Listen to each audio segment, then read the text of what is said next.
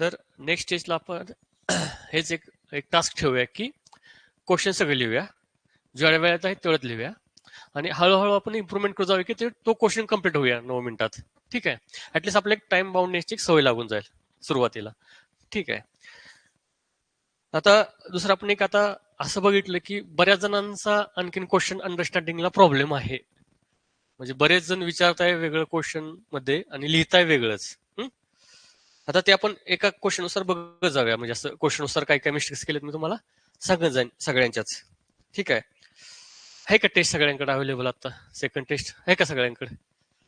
नसतील तर इथं काय कोणाला नसतील तर आहेत बाहेर कॉपीज घेऊन या. हा इथं बाहेर अवेलेबल घेऊन या कोणाकडे. मॅडमकडे त्याच्यावर विचारा बरं. दोघं दोघात एक वापरतात पुरती, नाही तर असं करा.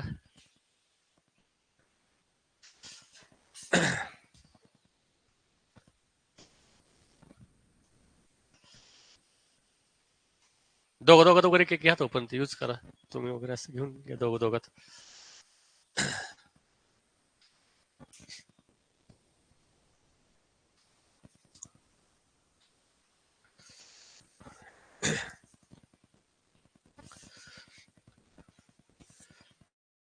खरात खरात कोण आहे? खरात चांगला पेपर लिहिलाय तो.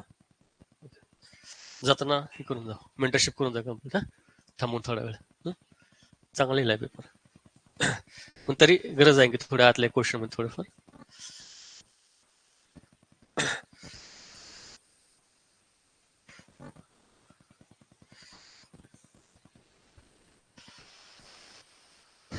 आलेत का सगळे?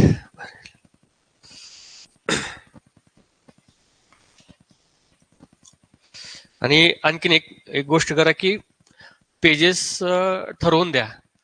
जनरली 15 मार्काच्या क्वेश्चनला 3 पेजेस वापरा, आणि जास्त झालं तर 4थ्या पेजवर जाऊ द्या थोडंसं. पण 4, 5, 6 पेजेस लिहत बसू नका.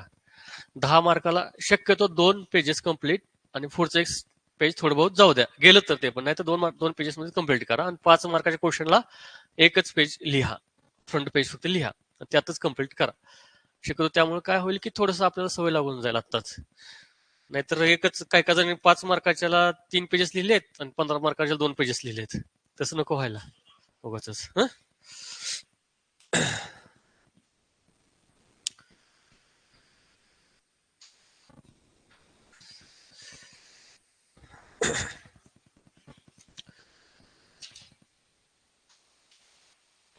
आणि नेक्स्ट टेस्ट पासून ना फ्रंट पेजवर फक्त आपला स्टार्ट टाइम आणि एंड टाइम लिहा. म्हणजे टेस्ट कधी चालू केली आणि कधी संपली हे लिहून घ्या. जेणेकरून कळेल की किती जण किती टाइम मध्ये लिहितायत.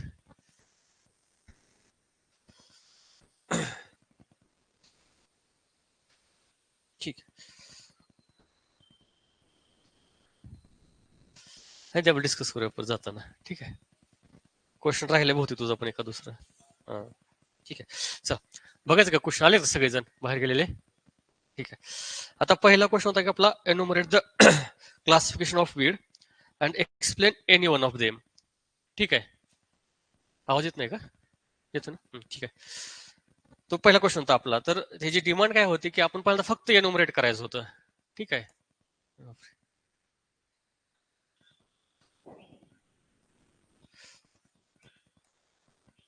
प्रॉब्लेम झाला याला.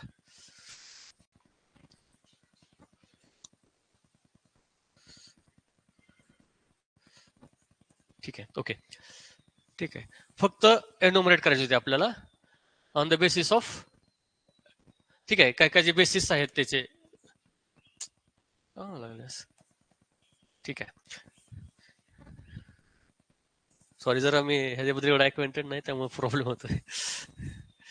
थोडस जे बेसिस होते आपलं, ठीक आहे, त्याच्यावरून आपल्याला त्याचं फक्त एन्युमरेशन करायचं होतं. ठीक आहे. आता हे तर तुम्ही आहे ना टी डायग्रामचा जरी फॉर्मॅट वापरला असता एक्सप्लेनेशन साठी, ठीक आहे, तरी चाललं असतं ना. ठीक आहे.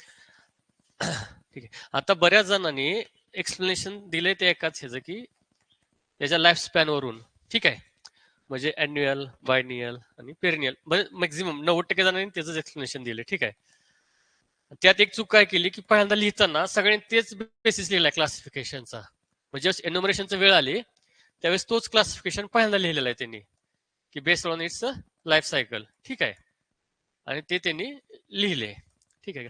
आता तुम्हाला ह्याची काय पाहिल्याची गरज नाही ना, तुम्ही हे एक्सप्लेन करणार आहात, मग याच्या बेसिसवर जे तुमचं क्लासिफिकेशन आहे ते सगळ्यात शेवटी लिहा ना तुम्ही. म्हणजे ऑलरेडी पहिले जे 4, 5, 6 तुम्हाला जे काही येतात सगळे ते पहिल्यांदा लिहा, आणि जे काही राहते शेवटी जे तुम्ही जे एक्सप्लेन करणार आहात कुठलाही असू XYZ, ठीक आहे ना, तो सगळ्यात शेवटी लिहा आणि त्याच्याच कंटिन्युएशन म्हणजे त्याचं एक्सप्लेनेशन लिहा. त्यामुळे काय होईल की तुमचं ते जे वर्क डुप्लिकेशन होणार आहे ना ते नाही होणार. ठीक आहे. आणखीन एक चूक काय केली की लिहिताना बऱ्याच जणांनी, की ते बेसिस सुद्धा त्यांनी म्हणजे जे डिटेल क्लासिफिकेशन आहे ना त्यातले सगळेच एक्सप्लेन करत बसलेत. ठीक आहे. आपल्याला इथं फक्त त्यांनी एन्युमरेट विचारलंय ना, मग तुम्ही फक्त एन्युमरेशन करा ना त्याचं, कशाला एक्सप्लेनेशन करताय, एक्सप्लेनेशन करत बसू नका. त्यामुळे कीवर्ड कडे लक्ष द्या. ठीक आहे. आता एका कॉपीमध्ये कसं केलंय की त्यांनी फक्त बेसिसच लिहिलेत, म्हणजे जे काही क्लासिफिकेशन आहे ना त्याचं, समजा लाईफ स्पॅन त्याचा आहे काय, किंवा ठीक आहे दुसरं ते कुठं ऑकर होते त्याचं लोकेशन, ठीक आहे, त्याचं ओरिजिन, ठीक आहे, फक्त एवढंच लिहिलंय ना. पण ते पण सफिशियंट नाही ना, तुम्ही त्या ओरिजिन वरून कुठला लिहिणार आहे बाबा. ठीक आहे का, डोमेस्टिक आहेत का फॉरेन आहेत, ठीक आहे, किंवा एक्झॉटिक आहेत का इंडिजिनस आहेत, ठीक आहे ना, हे पण लिहिणं गरजेचं आहे ना. तर फक्त ते पण लिहू नका. ठीक आहे, की जे काय म्हणजे ते लिहा ऍटलिस्ट. दुसरी एक चूक काय झाली की व्हॅल्यू ऍडिशन, मी तुम्हाला त्यावेळेस पण सांगितलं की व्हॅल्यू ऍडिशन गरजेचं आहे प्रत्येक क्वेश्चन मध्ये. ठीक आहे. हम्म? आता बऱ्याच जणांनी ते केलेलं नाही आहे या क्वेश्चन मध्ये. ठीक आहे, तुम्ही ज्यावेळेस क्लासिफिकेशन लिहिता त्यावेळेस ऍटलिस्ट त्याचं एक्झाम्पल लिहा ना, बाकीचं राहू द्या काय. ठीक आहे, तुम्ही कुठल्या बेसिसवर केलं, समजा ओरिजिन वरून, ठीक आहे, ओरिजिन वरून तुम्ही दोन केले, ठीक आहे, इंडिजिनस आणि एक्झोजिनस, किंवा त्याचं आणखीन पण म्हणू शकतो की आपण वेगवेगळ्या प्रकारे लिहू शकतो ते. मग आपण कुठलं एक लिहा ना, आपलं इंडिजिनस कुठलं आहे ते, एक्झॉटिकचं एक लिहा, पार्थिनियम. ज्यावेळेस तुम्ही एक्सप्लेन करताय ना, हे जे एक्सप्लेन करू नका, फक्त एक्झाम्पल लिहा ना इथं. त्यामुळे तुमच्या आन्सरला एक थोडंसं व्हॅल्यू ऍड होते ना, की चला ठीक आहे याला भरपूर गोष्टी माहित आहेत. पण असं करू नका की हे एक्सप्लेनेशन तुम्ही 4 पानं लिहायचं, असं करू नका कोणीच. ठीक आहे, तेवढंच लिमिटेड एक्सप्लेन करा. ठीक आहे. त्यानंतर आता explain any one of them.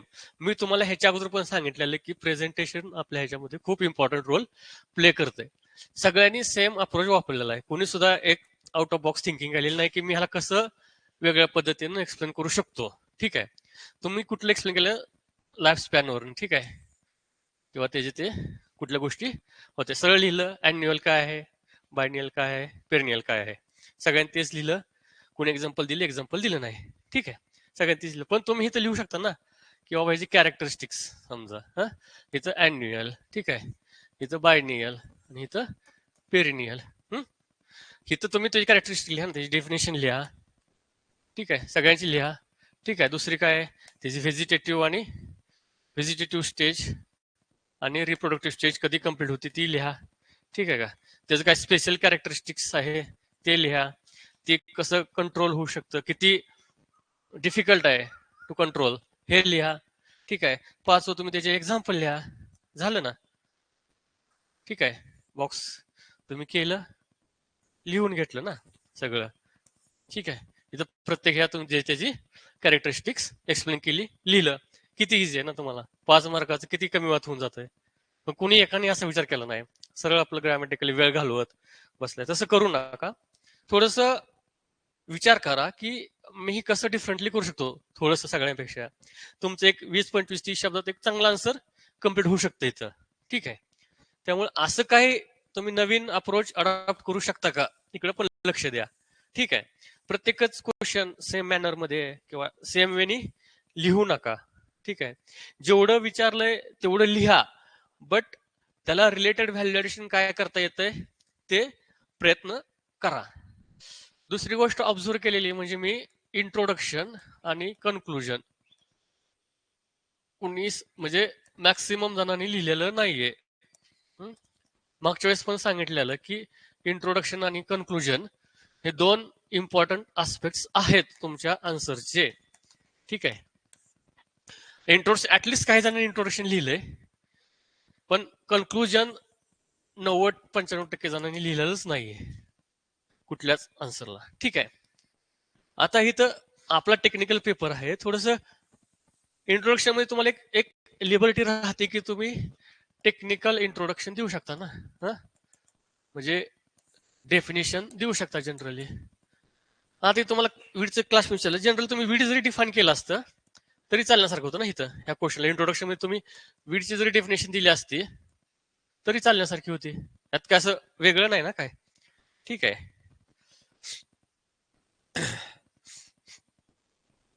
Conclusion तर आपण बघणार होतो. आता इथं कसं होतं की क्लासिफिकेशन, आता क्लासिफिकेशन पाहणं का गरजेचं आहे. आता एक आउट ऑफ आपण जर विचार केला तर क्लासिफिकेशनमुळे आपल्याला त्याची कॅरेक्टरिस्टिक्स समजतात बऱ्यापैकी. ठीक आहे. आणि त्या कॅरेक्टरिस्टिक्सचा वापर करून आपण त्याचे कंट्रोलिंग मेजर अडॉप्ट करू शकतो का नाही. तुम्ही तेवढं जर लिहिलं झालं असतं ना. By knowing the characteristics of weed we can adopt the various strategies for the weed control. झालं ना. म्हणजे एवढं तुम्ही तिथं लिहू शकता, तिथं एवढं तुम्ही तिथं करू शकता ना. ऍटलिस्ट तेवढा विचार तरी करू शकता ना. मग त्या दृष्टीनं तुम्ही पुढं विचार करत चला जरासा. एक एक एक अर्धा मिनिट वेळ देत चला क्वेश्चन वाचल्यानंतर, की अंडरलाईन करा की बाबा ह्या क्वेश्चनची ऍक्च्युअल डिमांड काय आहे. ठीक आहे. ठीक आहे. ह्या क्वेश्चन मध्ये सगळे टेक्निकल आस्पेक्ट्स आहेत ते मला येत आहेत का. ठीक आहे.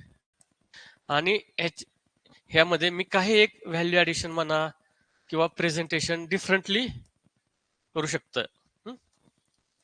ठीक आहे. एक 2-3 गोष्टी थोडासा वेळ द्या, थोडस एक फोकस करा, जेणेकरून तुम्हाला समजेल की मी बाबा डिफरंटली काय करू शकतो. एक अर्धा मिनिट द्या, जास्त वेळ काय नाही द्यायची गरज, पण अर्धा मिनिट तुम्हाला समजून जातं आणि त्यामुळे तुमचा पुढचा जो सगळा वेळ आहे ना तो वाचण्यात मदत होती त्याची. ठीक आहे. इथं एवढं जरी केलं तरी मदत होऊ शकते तुम्हाला क्वेश्चनला. एवढं जर लक्ष दिलं तर पुढचा जो तुमचा 7-8-10 मिनिटाचा वेळ आहे तो तुम्ही चांगला इफिशियंटली यूज करू शकता आणि तुमची टाइम लिमिट पण क्रॉस होणार नाही. ठीक आहे. एक आता पण सवय लावून ज्यावेळेस क्वेश्चन वाचता तुम्ही त्यावेळेस जी डिमांड आहे त्या क्वेश्चन पेपर सर्कल करत चला. ठीक आहे. जे कीवर्ड्स आहेत ते आहेत ना तेव्हा थोडंसं सर्कल करायची सवय लावून द्या. ठीक आहे. आणि ज्यावेळेस तुम्ही एक निम्मा क्वेश्चन जातो त्यावेळेस क्वेश्चन परत एकदा वाचून घ्या, की आपल्या लक्षात येऊ दे की आपण क्वेश्चनच्या डिमांड पासून जर डेव्हिएट होतोय का, त्याला स्टिक आहात का आपण, असं आहे ना. त्यासाठी एक क्वेश्चन थोडासा वाचत चला मधून अधून. ठीक आहे. आता पुढला क्वेश्चन होता, मी काही उत्तर नाही सांगणार सगळी, म्हणजे असं काय, फक्त एक थोडंसं अप्रोच सांगतोय, कुणी चुका काय केलेत हे सांगतोय. आपण ज्यावेळेस मेंटरशिप होईल आपलं त्यावेळेस आपण इंडिव्हिज्युअल चुका बघूया, म्हणजे थोडंसं कंटेंटचं वगैरे काय इश्यू आहे तो. आणखी कंटेंट मध्ये जरासा एक काय इश्यू होते पोरांचं, की थोडस जी टेक्निकल टर्मिनॉलॉजी आहे ना ते थोडीशी कमी येते आणखीन. ठीक आहे. थोडेसे जे टेक्निकल टर्म्स आहेत ना त्या यूज करायचा प्रयत्न करा. ठीक आहे. आता फॉर एक्झाम्पल मगाच्या कन्क्लुजन मध्ये म्हणलं आपण तुम्ही इंटिग्रेटेड वीड मॅनेजमेंटचा वापरू शकता. ठीक आहे. सस्टेनेबल ऍग्रिकल्चर वापरू शकता. ठीक आहे. आपला पेपरच टेक्निकल आहे. ठीक आहे. त्यामुळे जेवढ्या तुम्हाला टेक्निकल टर्मिनॉलॉजी, जेवढे टेक्निकल फॅक्ट्स देता येतील तेवढे देण्याचा प्रयत्न करा. ठीक आहे. आणि एक्झाम्पल्स पहिल्या क्वेश्चन मध्ये एक्झाम्पल्स इम्पॉर्टंट होते. तुम्ही एक्झाम्पल देणं एक्सपेक्टेड होतं. आता दुसरा क्वेश्चन होता endless different methods of weed control. ठीक आहे. Explain cultural and mechanical methods of weed control. ठीक आहे.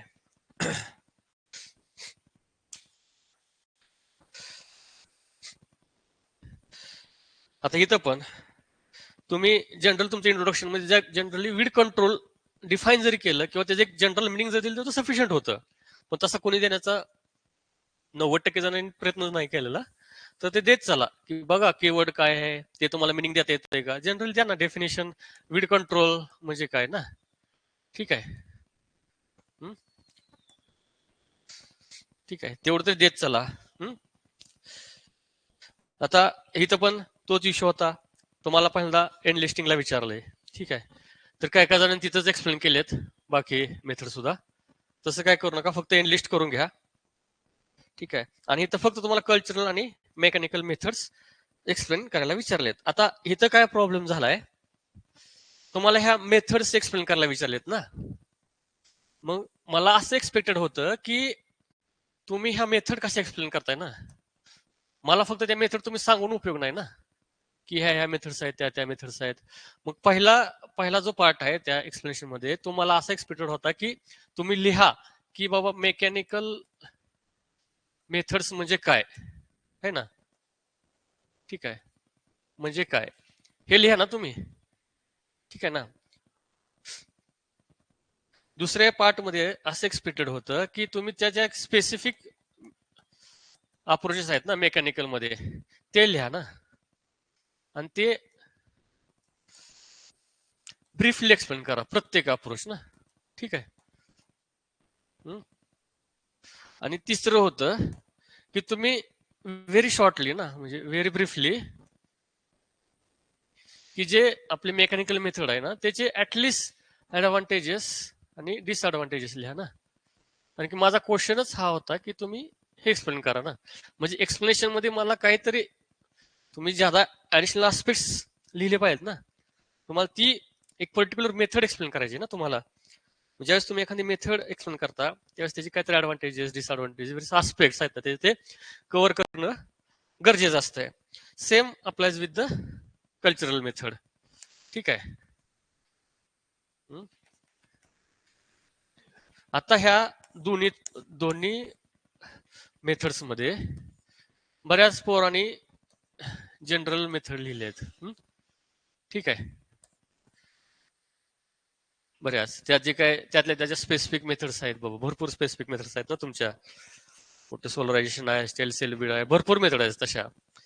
त्याला प्रेफरन्स द्या. आपण काय म्हणतो की प्रायोरिटायझेशन ऑफ पॉइंट्स. हा, ठीक आहे. हे खूप इम्पॉर्टंट असते. ठीक आहे.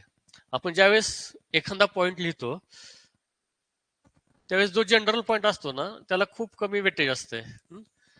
तो शेवटी लिहायचा. कधी कधी तो मिस होऊन जरी गेला तरी चालतो, असं काय नसते. पण जे स्पेसिफिक पॉइंट्स आहेत ना आणि टेक्निकल पॉइंट्स आहेत, जे खरंच असं तुम्हाला वाटतंय की मी जर नाही लिहिलं तर खूप कमी जण लिहितील एक्झाम मध्ये, त्यांना तुम्ही प्रायोरिटी द्या. ठीक आहे. इथं पण तुम्ही जसं की मॉडर्न अप्रोचेस टिलेज लिहिलं बऱ्याच जणांनी. ठीक आहे. पण आता टिलेज मधल्या पण फुल कन्सेप्ट आलेत ना थोड्याशा. कोणी प्रायमरी टिलेज लिहिलं, कोणी समर टिलेज लिहिलं वगैरे, पण कोणी मिनिमम टिलेज लिहिण्याचा प्रयत्न केला का? ठीक आहे. कोणी झिरो टिलेज लिहिण्याचा प्रयत्न केला का? कारण की ह्याचं आणि वीड कंट्रोलचं पण रिलेशन आहे ना. ठीक आहे. तो कोणी केलं का? तर नाही ना. मग जर तुमच्या 90% जणांचे पेपर जर सेम असतील तर मी 90% जणांना सेमच मार्क देणार ना. मी तुम्हाला का अर्धा मार्क एक्स्ट्रा द्यावा, का 1 मार्क एक्स्ट्रा द्यावा? तर ज्यावेळेस मी हे वाचतो की नवीन अप्रोचेस अडॉप्ट केले त्यांनी, कोणीतरी लिहिले काहीतरी वेगळे क्रॉस लिंकेजेस करायचा प्रयत्न केलाय, त्यावेळेस मे बी 1 अर्धा मार्क 1 मार्क मी एक्स्ट्रा द्यायचा प्रयत्न करेल ना. ठीक आहे. तर असे थोडस इनोव्हेटिव्ह राहण्याचा प्रयत्न करा थोडस. आणि हे हे लगेचच नाही जमणार तुम्हाला. लगेचच आज तयार ट्राय केलं आणि लगेचच जमल असं होत नाही. ह्याच्यासाठी डेलिब्रेट अटेम्प्ट करावा लागतो. म्हणजे डेलिब्रेट प्रयत्न करा. ठीक आहे. विचार करा आणि लिहायचा प्रयत्न करा. ठीक आहे. डेलिब्रेटली. आता इथं पण बऱ्याच जणांनी कन्क्लुजन लिहिलेलं नाहीये. ठीक आहे. आता जनरली आपण इथं कन्क्लुजन मध्ये असं म्हणू शकतो ना की ज्या नवीन मॉडर्न टेक्नॉलॉजीज आहेत, ठीक आहे, त्या पण आपण युज करू शकतो ना ह्याच्यामध्ये. ठीक आहे का. दुसरं असं म्हणू शकतो ना आपण की कुठलीही एक मेथड सिंगल मेथड सफिशियंट नाही ना, की हजार्डस होते ना. ह्या दोन्हीपैकी कुठलाही एक लिहा ना तुम्ही. सफिशियंट नाही ना कुठलीच. समजा केमिकल जरी वापरली तर ती हजार्डस आहे, फिजिकल वापरली तरी ती कम्प्लीट कंट्रोल करू शकत नाही, बायोलॉजिकल पण शक्य नाही. ठीक आहे ना. मग आपण काय म्हणतो की जनरली इंटिग्रेटेड वीड मॅनेजमेंट वापरा. ठीक आहे ना. मग आपण तिथे कन्क्लूड करू शकतो ना, इंटिग्रेटेड वापरा. थोडस प्रयत्न करा की आपण लिहू शकू की इनोव्हेटिव्हली काय काय अडॉप्ट करू शकू का आपण. आता इथं पण काय काय केस स्टडीज असते, समजा एक्झाम्पल असते, समजा आपण म्हणतो की क्रॉप रोटेशन आहे, तर मग स्पेसिफिकली मेन्शन करा ना, कुठलं क्रॉप रोटेशन कुठलं वीड कंट्रोल करतंय. ठीक आहे का? सोरगम हॅलॅपनेज आहे, ते कंट्रोल करण्यासाठी सोरगम नंतर जर लेग्युमिनस क्रॉप घेतले तर ते जास्त बेनिफिशियल ठरतं ना. तुम्ही ते लिहा ना एक्झाम्पल, काय फरक पडतो तुम्हाला, है ना?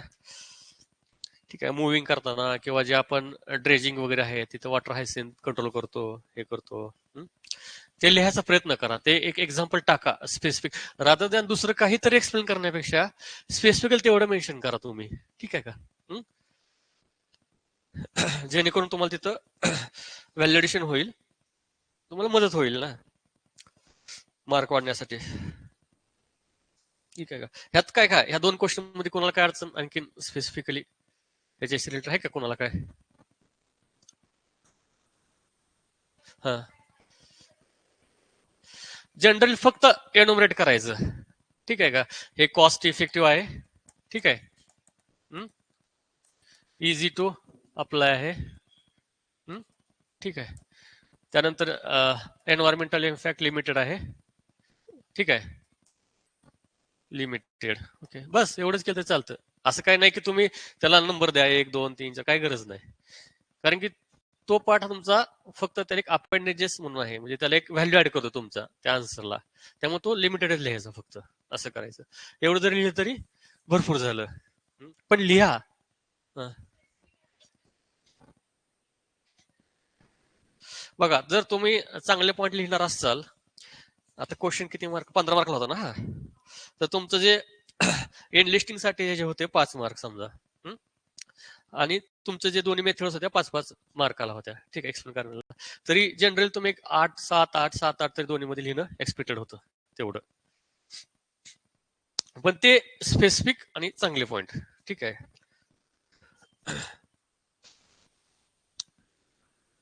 अशा वेळेस तुम्ही 5 6 जरी लिहिले विथ गुड एक्झाम्पल तरी पण सफिशियंट होऊन जातात, काय प्रॉब्लेम नाही. ठीक आहे, जायचं का पुढल्या क्वेश्चन कडे? आता पुढचा क्वेश्चन होता, what do you mean by propagation. ठीक आहे. आता बघा, मी क्वेश्चन काय विचारला की what do you mean by propagation, आणि बऱ्याच जणांनी स्टार्ट करताना वीड प्रोपोगेशननी चालू केलंय. पण मी तुम्हाला विचारलंच नाही ना what do you mean by weed propagation. ठीक आहे का? मी काय जनरल टर्म आहे ना प्रोपोगेशन. ठीक आहे का? त्यामुळं जरा काळजीपूर्वक वाचा ना की काय विचारलंय. हा, परत तुम्हाला लिहायचंच आहे वीड प्रोपोगेशन बद्दल, पण सुरुवात काय आहे क्वेश्चनची की what do you mean by propagation, general term आहे ना ही, थोडीच वीड प्रोपोगेशन बद्दल विचारलंय. ठीक आहे ना? त्यामुळं ह्या क्वेश्चनच्या स्ट्रक्चरमध्ये मला पहिल्यांदा एक्सपेक्टेड होतं की तुम्ही प्रोपोगेशन ची डेफिनेशन द्या, आणि डेफिनेशन ह्या टेक्निकली करेक्टच पाहिजे. ज्यावेळेस तुम्ही डेफिनेशन देता एखादी, त्यावेळेस मिनिंग देताना ठीक आहे थोडंसं आपल्या लँग्वेजमध्ये लिहा, पण ज्यावेळेस तुम्ही डेफिनेशन देताय पर्टिक्युलरली त्यावेळेस शक्यतो टेक्निकल डेफिनेशन असावी. ठीक आहे का? त्यानंतर फक्त क्वेश्चन हा डिफाईनच नव्हता, बऱ्याच जणांनी फक्त डेफिनेशन दिलं आणि सोडून दिलं. ठीक आहे का? मी तुम्हाला कन्सेप्ट विचारला की what do you mean by. ठीक आहे, मला असं एक्सपेक्टेड होतं की थोडेसे कॅरेक्टरिस्टिक्स तुम्ही लिहिल्या पाहिजे त्या क्वेश्चनच्या. ठीक आहे, प्रोपोगेशन का इम्पॉर्टंट असतंय. ठीक आहे का?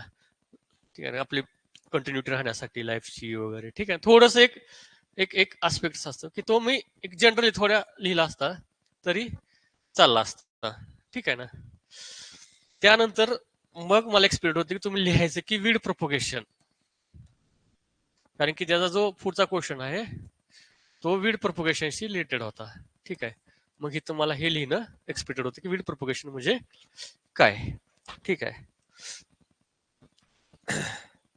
त्यामुळे हा तुमचा जो होता ना तो हा इंट्रोडक्टरी पोर्शन झाला असेल, तुम्हाला सेपरेट इंट्रोडक्शन द्यायची काय गरज नव्हती.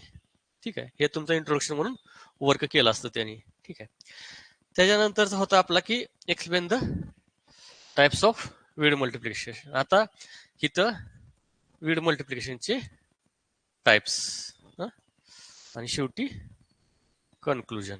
ठीक आहे, हे हे आस्पेक्ट्स मला इथं एक्सपेक्टेड होते 4 5 आस्पेक्ट, की प्रत्येकाला मी ऍटलिस्ट एक एक एक एक एक एक मार्काचं वेटेज दिलेलं. मग तुम्ही ते थोडक्यातच लिहा, पण ते लिहा, टच करा ते सगळे आस्पेक्ट्स. आता बऱ्याच जणांनी इथं, सॉरी वीड नाही, वीडचे प्रोपगेशनचे टाइप्स, मल्टिप्लिकेशन टाइप्स, ठीक आहे.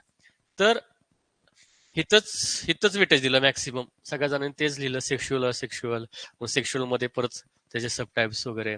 आता इथं पण ना तुम्ही काय, ते जनरली तेच ऍक्च्युली ते वे ऑफ प्रोपगेशन आहेत ना, मेथड दोनच आहेत, सेक्शुअल आणि असेक्शुअल. कालचे रायझोम्स, बल्ब्स वगैरे हे सगळे त्याचे एक वे आहेत ना, त्याचं माध्यम आहेत सगळं ना.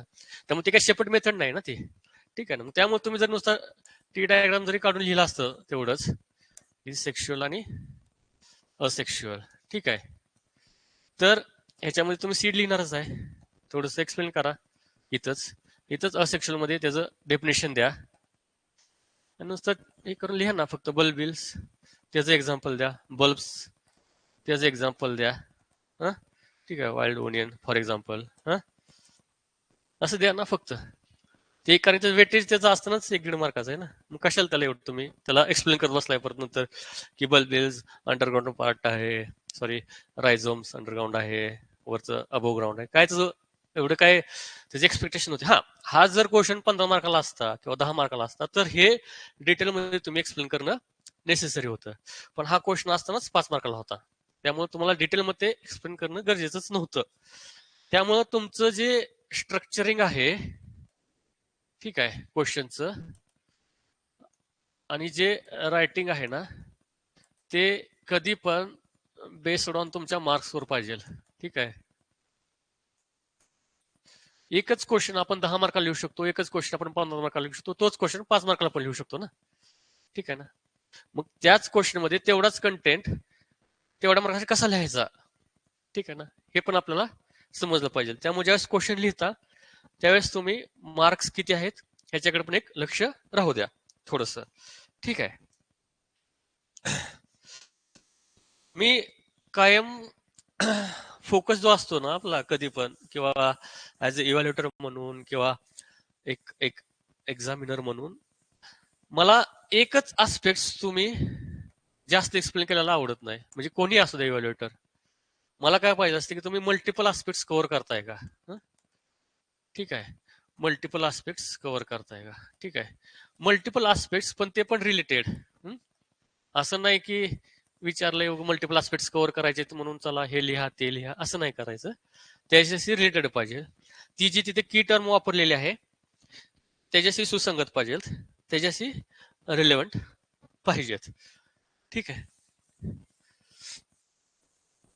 त्यामुळे तुम्ही अवेअर असणं, आणि ह्या गोष्टी आत्तापासून तुम्ही टेस्टमध्ये डेलिबरेटली इम्प्लिमेंट करायचा, इन्क्लूड करायचा प्रयत्न करा. मी आणखी सांगतोय, ही गोष्ट तुम्हाला 1, 2, 3, 4, 5, 6 टेस्ट मध्ये येणार नाही, ठीक आहे. ही वेळेनुसार वाढत जाईल, पण जर तुम्ही प्रयत्न नाही केला डेलिबरेटली तर ती गोष्ट येत नाही. तुमच्या डोक्यात असून काही फायदा नाही, जोपर्यंत तुम्ही पेपरवर लिहित नाही एकदा दोनदा तीनदा चारदा, त्याशिवाय ती गोष्ट इम्प्लिमेंट होत नाही.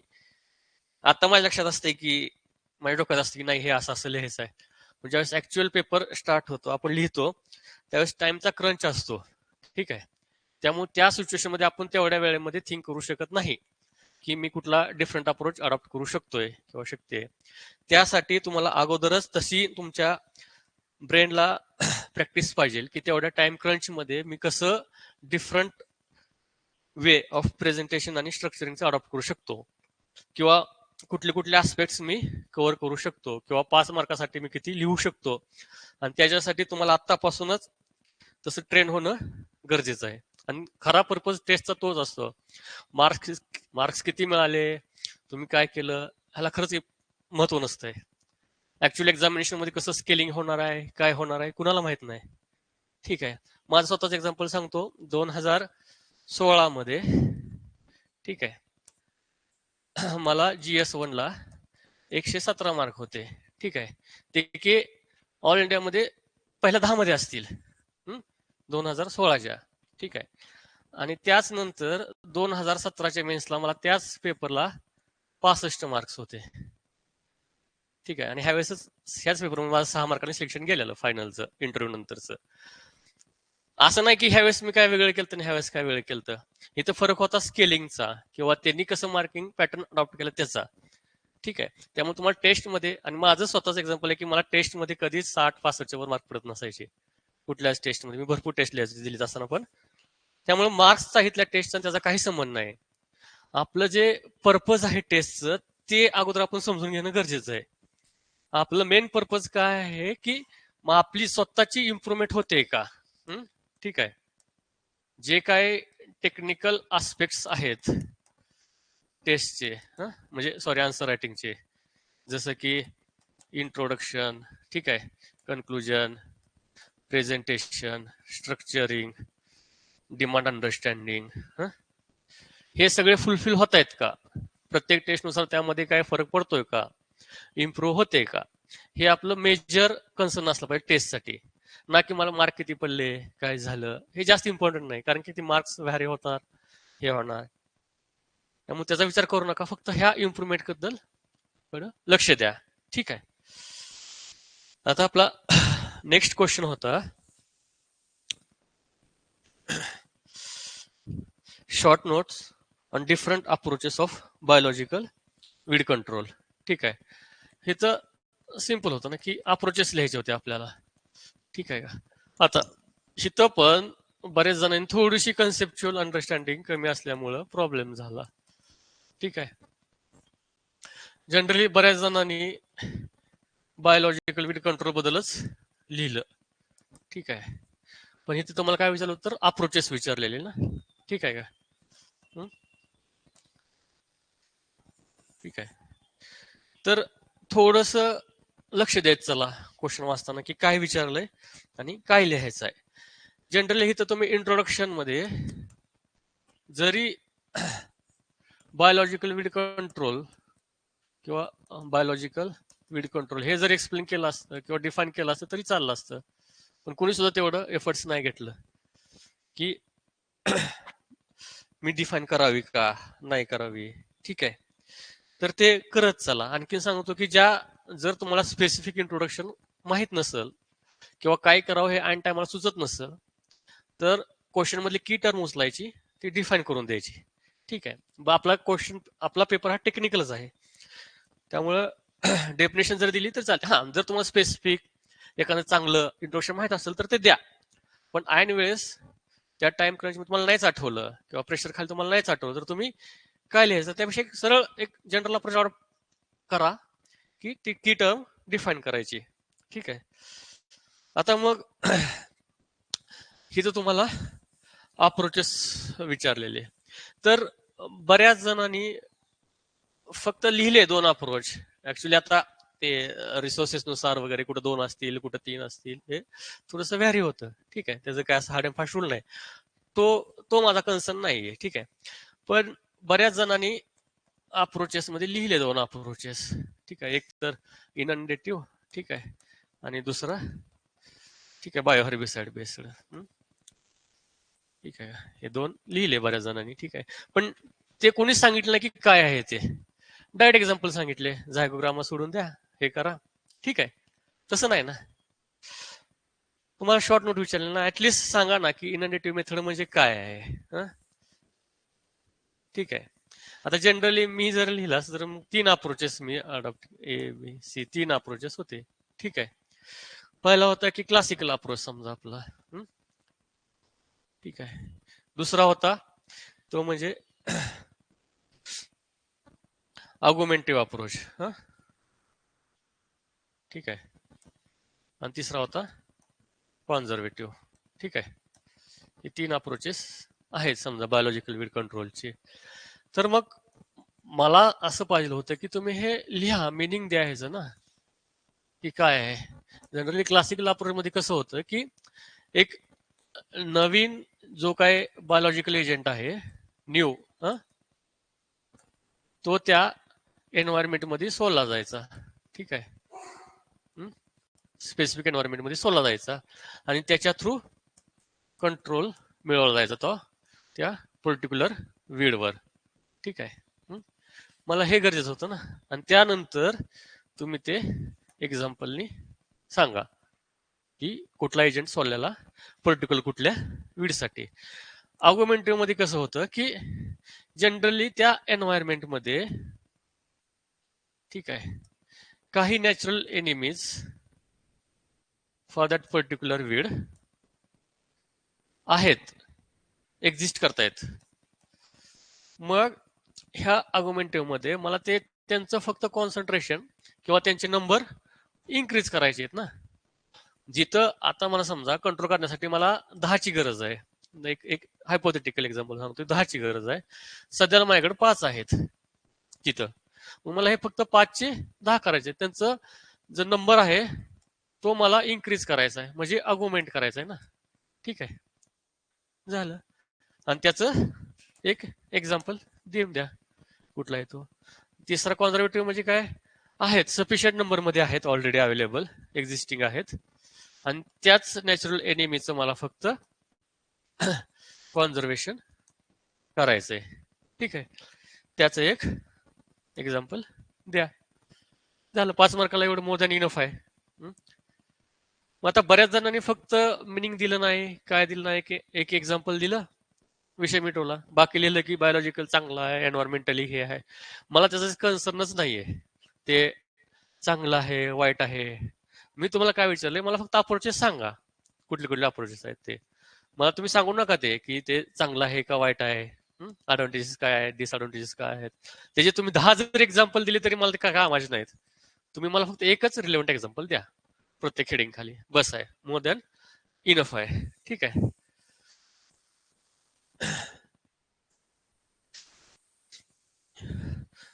मग ह्याचं प्रेझेंटेशन आपण सिम्पल करू शकलो असतो. 3 दिलं, एका खाली एक एबीसी दिलं, विषय मिटला ना. 5 मार्काचा जास्त काय करायची गरज नाही. आणि ह्याचं पण कन्क्लुजनला तुम्ही लिहू शकला असता, कन्क्लुजनला की बायोलॉजिकल म्हणजे मेथड्स आता सध्याला पॉप्युलर आहेत, जसं की ऑर्गॅनिक फार्मिंग मुळे वगैरे आहे ना. ठीक आहे, ऑर्गॅनिक फार्मिंग आहे तुमचं, परत ZBNF आहे. ठीक आहे, झिरो बेस नॅचरल फार्मिंग, हे जे अप्रोच आहेत ह्यात शक्यतो सगळा बायोलॉजिकल कंट्रोलच मिळवला जातो विदाउट केमिकल. ठीक आहे, मग तुम्ही त्याशी लिंक करू शकला असता तुमचं. ठीक आहे, त्यामुळे तुमच्याकडे जे कसं आहे, तुमच्याकडे जे बेस मटेरियल आहे किंवा तुमच्याकडे जे नॉलेज आहे ते तुम्ही कसं बेसली लिहू शकता, इंटरलिंक कसं करू शकता. ठीक आहे, ह्याला जास्त महत्व आहे. ठीक आहे, तुम्ही सगळेजण सेम नोट्स वापरणार आहात, सगळेजण सेम लिहिणार आहे. ठीक आहे, फक्त तुम्ही कसं थोडंसं वेगळं दाखवू शकता ह्याला महत्व आहे. ठीक आहे, त्याच्यामुळं इंटरलिंकेजेस करण्याचा मी तुम्हाला पहिल्यांदा पण सांगितलेलं की कन्क्लुजन इंट्रोडक्शन मध्ये थोडंसं करंट अवेअरनेस असू द्या, की ह्या गोष्टीचा माझ्या आताच्या सिच्युएशनला किंवा आताच्या ऍग्रिकल्चरला कसा फायदा आहे, कसं बेनिफिट होऊ शकतं किंवा होतंय, ह्या गोष्टीकडे लक्ष देत चला. आणि त्या दृष्टीनुसार आपलं इंट्रोडक्शन कन्क्लुजन सॉरी राहू देत चला. ठीक आहे, ह्या 2 क्वेश्चन मध्ये आहे का काय प्रॉब्लेम कुणाचा, तुमचा? बऱ्याच जणांनी लिहिलंच नाही त्यामुळे काय प्रॉब्लेम असायचा, इश्यूज नाही ना. लिहित चला, आणखी सांगतो लिहित चला.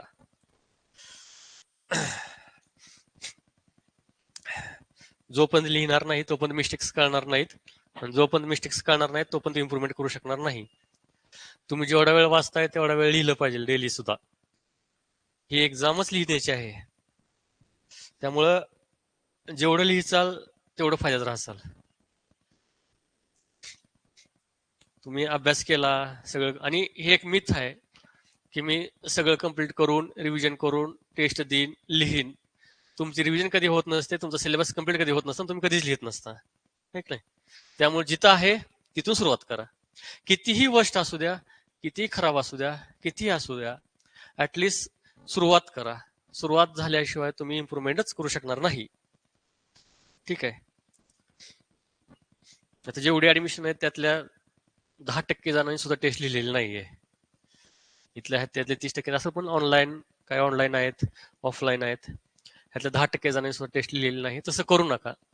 तुम्ही आणखी बऱ्याच जणांनी सुरुवात केली नाही प्रिपरेशनला. तुम्ही सुरुवात केली आहे, हे थोडंसं तुम्ही पोल पोझिशनला आहात. फक्त तुम्हाला त्या पोल पोझिशनचा बेनिफिट कसा घ्यायचा हे तुमच्या हातात आहे. तुम्ही जर आत्तापासून लिहायला सुरुवात केली तर नक्कीच नक्कीच तुम्हाला फायदा होईल. ठीक आहे. आता जायचं तिसऱ्या क्वेश्चनकडे बघायचं का? सॉरी. आता what is the beneficial and harmful effects of weed, discuss it. हा माझा क्वेश्चन होता. ठीक आहे. आता काही राहिलं राहू द्या ना. तुम्ही फक्त एवढं तरी म्हणू शकला असता ना की इंट्रोडक्शन मध्ये की even though weeds are considered as menace in agriculture. ठीक आहे. But in general they do have some beneficial effects. बस. आता इथं कसं झालं की तुम्हाला वीडचाच पेपर आहे. ठीक आहे. त्याच्यामुळे तुम्ही प्रत्येक वेळेस तर वीडची डेफिनेशन नाही देऊ शकत. ठीक आहे. थोडासा डिफरंट अप्रोच पण पाहिजे. जनरल तुम्ही एवढं जरी लिहिलं तर सफिशियंट होतं ना. आणि जनरल ह्यालाच कनेक्टिंग लिंक दिली असते की these effects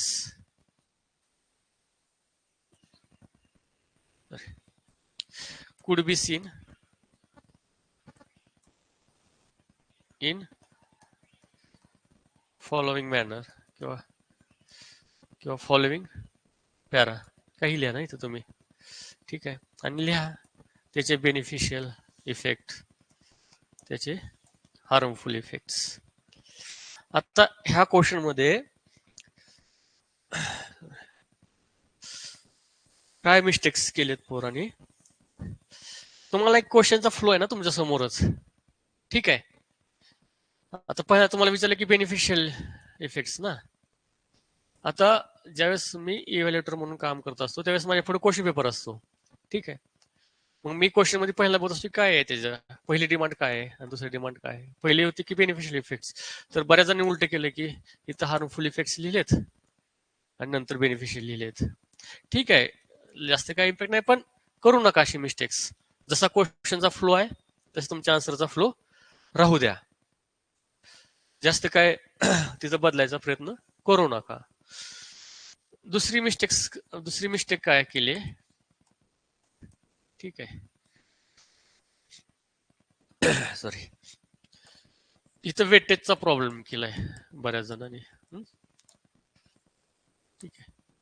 आता इथं बऱ्याच जणांना असं वाटलं की हार्मफुल इफेक्ट्स थोडस जास्त लिहूया. जास्त म्हणजे बरेच जास्त लिहिले. जनरली 60-40 ह्या रेशोमध्ये असतं तरी चाललं असतं. ठीक आहे. बेनिफिशियल थोडेसे कमी आहेत, हार्मफुल जास्त आहेत. बट असं नको की हे तुम्ही लिहिलंय 90% आणि हे तुम्ही लिहिलंय 10%. असं नसावं. ठीक आहे. Both of them carries equal marks. So the weightage should be near about same. तर ही एक मिस्टेक केली आहे. ठीक आहे. सॉरी, मिस्टेक केली आहे. त्यानंतर आता ह्याच्यामध्ये तुमच्या प्रेझेंटेशनला खूप महत्व होतं. ठीक आहे. आता 3-4 जवळजवळ 4-5 जणांनी असं केलं की पहिल्यांदा एक्झाम्पल दिलं वीडचं. ठीक आहे. समजा हार्मफुल मध्ये एक्झाम्पल दिलं सायप्रस रोटंडस समजा.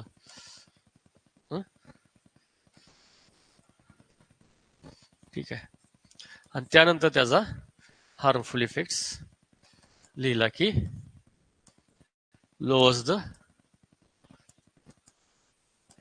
Value of land.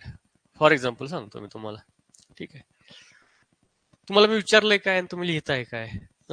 तुम्हाला विचारलंय की मी हार्मफुल इफेक्ट्स सांगा म्हणून विचारलंय ना. मग जनरली आपलं प्रेझेंटेशन असं पाहिजे होतं की पहिल्यांदा आपण इफेक्ट्स लिहा त्याचे हार्मफुल. ठीक आहे. इफेक्ट्स लिहा आणि then support it with your example. Generally हा अप्रोच असावा. याच्यानंतर हा खूप म्हणजे एक ओपन एंडेड क्वेश्चन होता. ठीक आहे का. ह्याच्यामध्ये तुम्हाला ब्रॉडर सब हेडिंग देण्यासाठी खूप स्कोप होता. ठीक आहे. आता ब्रॉडर म्हणजे कसं, समजा समजा हार्मफुल इफेक्ट्स लिहायचे आहेत तुम्हाला, ठीक आहे. तर तुम्ही लिहू शकला असता ना. पहिलं काय,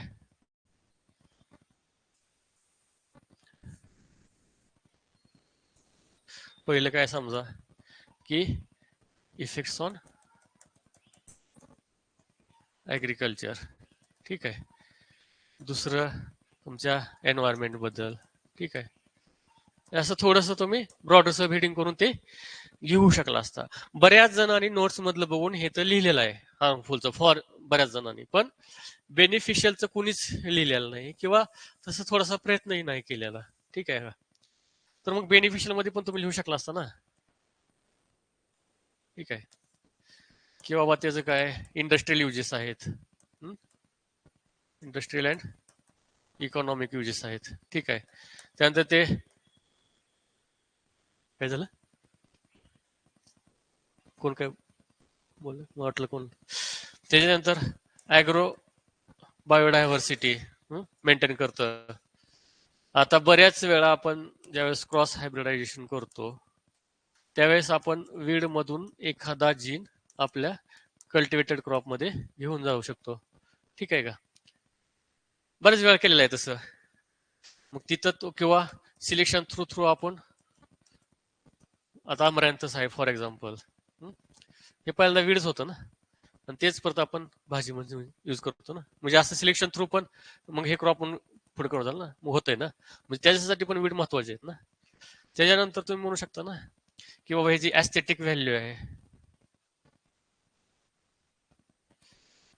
ती मेंटेन करण्यासाठी ह्याचा उपयोग होतो. म्हणजे कुठं प्लेग्राऊंड असतील, तुमचे गार्डन्स असतील, आहे ना. त्याच्यानंतर तुमचा मेडिसिनल यूज आहे त्याचे. हे आणि तुम्ही एक्झाम्पलनी सर्पगंधा सॉरी सर्पगंधा म्हणतोय, हे जे तुमचे काय आहेत मेडिसिनल युजेसला तुमच्या ह्यासाठी, ते तुम्ही एक्झाम्पल पुढं एक्सप्लेन करू शकता, ठीक आहे. असे जर तुम्ही एक 5-6 लिहिले तर सफिशियंट आहे ना. तुम्ही ब्रॉडर पॉईंट लिहिताय, ब्रॉडर आस्पेक्ट्स लिहिताय, आणि तुम्ही सब हेडिंग देऊन लिहिताय, बस झालं ना. असं काय नाही की तुम्ही 20 पॉईंट लिहिले पाहिजेत, 15 पॉईंट लिहिले पाहिजेत. पण ते जर सबस्टॅन्शियल नसतील, ते जर अपिलिंग नसतील तर त्याचा फायदाच नाही ना. मग ह्याच पॉईंट खाली तुम्ही तुमचे सगळे जे काही मायनर पॉईंट्स आहेत ते तुम्ही इन्क्लूड करू शकता ना ह्याच्या खालीच, सगळ्या खाली. त्याच्यामुळे ह्या हेडिंग असणं हे सुद्धा गरजेचं आहे. त्या दृष्टीनुसार तुम्ही प्रयत्न करा. नोट्स आता तुम्हाला ज्या नोट्स प्रोव्हाइड केलेल्या आहेत त्याच्यामुळे मे बी नसू शकतं असं ना सब हेडिंग वगैरे. ते शक्य पण नाही ह्युमनली तसं करणं, प्रत्येकच पॉईंटच्या सब हेडिंग देऊन तयार करणं वगैरे बरंच टाइम कन्झ्युमिंग आहे ना ती प्रोसेस. त्यासाठी तुम्हाला दिलं असलं तुम्ही स्वतःहून थोडी फर्स्ट टाका ना, तुम्हालाही समजेल ना. किंवा तुम्ही ज्यावेळेस आता त्याच्या नोट्स बनवणार आहात ना, त्यावेळेस तुम्ही ते कीवर्ड्सच लिहिणार आहेत ना, बरोबर आहे ना. नोट्स मेकिंग सांगतो मला, एक नोट्स मेकिंग मध्ये ना आता तुम्ही ज्यावेळेस वाचता, ठीक आहे, त्यावेळेस त्याचे फक्त तुम्हाला कीवर्ड्स लिहायचे असतात ना. मग तुम्ही हे लिहून घ्या ना फक्त कीवर्ड्स तयार करताना, जेणेकरून तुम्हाला रिव्हिजनला उपयोग होईल, लक्षात राहायलाही मदत पडेल, ठीक आहे. म्हणजे ह्या अशा थोड्या थोड्या मिस्टेक्स आहेत पोरांच्या, ठीक आहे. आता नेक्स्ट क्वेश्चन होता की क्लासिफिकेशन ऑफ हर्बिसाइड, ठीक आहे.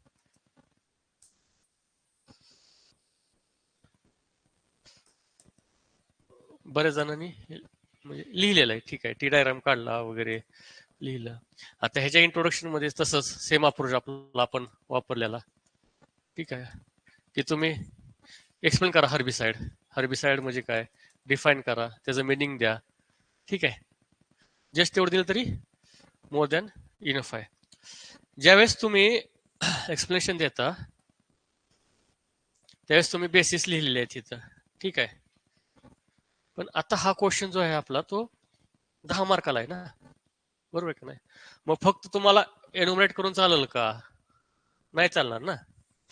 मग त्यासाठी पहिली गोष्ट अशी होती की तुम्ही जो बेसिस लिहिणार आहात तो थोडासा ब्रीफली एक्सप्लेन करा, ठीक आहे. For example based on सिलेक्टिव्हिटी. ठीक आहे. सिलेक्टिव्हिटीवरून तुम्ही लिहिणार आहात त्याचं क्लासिफिकेशन. ठीक आहे.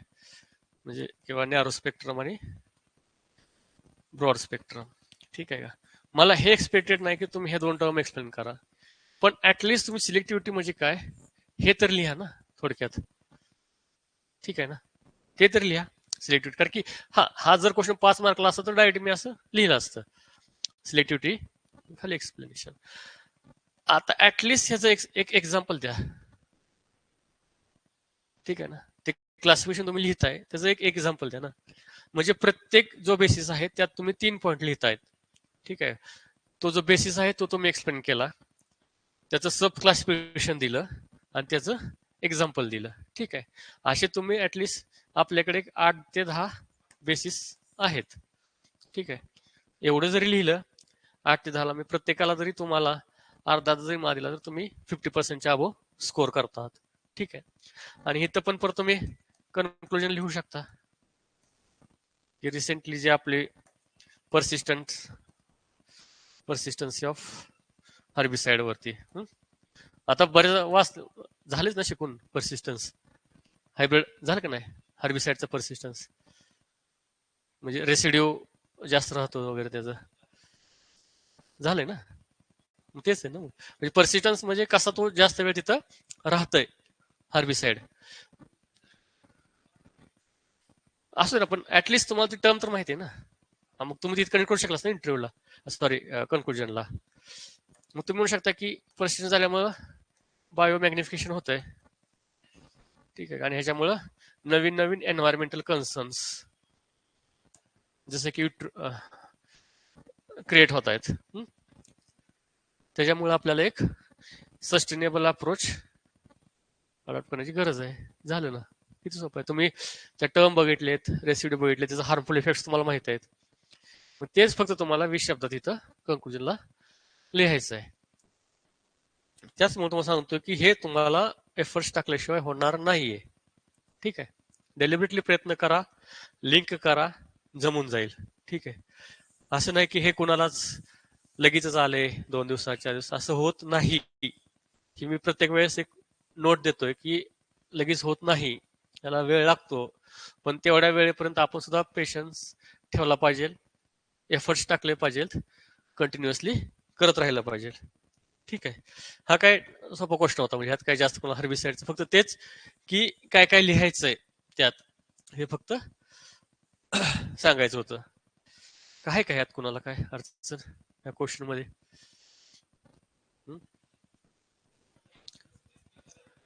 काय झालं, थोडस आवाज आधीच माझ्या सर्दीमुळं. नाही नाही, एक्सप्लेन करायचंच नाही ना. मी एक्सप्लेन करा म्हणजे तुला असं म्हणलं नाही की लिहे पूर्ण, असं म्हणलंच नाही ना. नाही असू दे ना, इथं फक्त तुला लिहायचं सिलेक्टिव्हिटी म्हणजे काय. मी तुला म्हणत नाही ना की सिलेक्टिव्हिटी काय येते, कशामुळे येते. ठीक आहे का. हा असू दे ना, मी तू ज्यावेळेस लिहिणार आहे ना सिलेक्टिव्हिटी, कारण हा क्वेश्चन 10 मार्काचा आहे ना. ठीक आहे ना. आणि असं पण तू काय खाली लिहिणारच नाही ना इथं. एक्सप्लेन करा म्हणजे तू ते डिटेल मध्ये एक्सप्लेन करा असं म्हणत नाही ना. मी फक्त तुला विचारलं की ते सिलेक्टिव्हिटी ही टर्म काय आहे ते सांग ना फक्त. म्हणजे सिलेक्टिव्हिटी कशामुळे येते, कशासाठी येते, काय केल्यामुळे येते, किंवा त्याचं बेनिफिट्स काय, डिसएडव्हान्टेज हे लिहायला सांगितलंच नाही ना मी तुला. मी तुला काय म्हणतोय की तो बेसिस काय, सिलेक्टिव्हिटी म्हणजे काय हे तेवढं सांग ना. आणि खाली जे 2 लिहिणार आहे त्याचं फक्त एक्सप्लेनेशन दे. हे किती तुला एक 5 ते 7-10 वर्ड्स मध्ये होऊ शकतं सिलेक्टिव्हिटी म्हणजे काय, है ना. असं असते ना. आणि असं पण किती वर्ड्स होत आहेत तुझे, ते एक्सप्लेनेशन जरी हे लिहिलं, वर्ड जरी लिहिलं तर माझ्यानुसार नाही जात की 100-150 वर्षच्या पुढे नाही जात नुसतं क्लासिफिकेशन लिहायला, जातच नाही. आहेत किती 10 बेसिस आहेत, त्यात तुम्ही प्रत्येकात सिलेक्टिव्हिटी 2 असे 3 वर्ड झाले ना. मग तुम्ही 10 जरी बेसिस लिहिले तरी 60-70 वर्ड होत आहेत की, असं नाही का.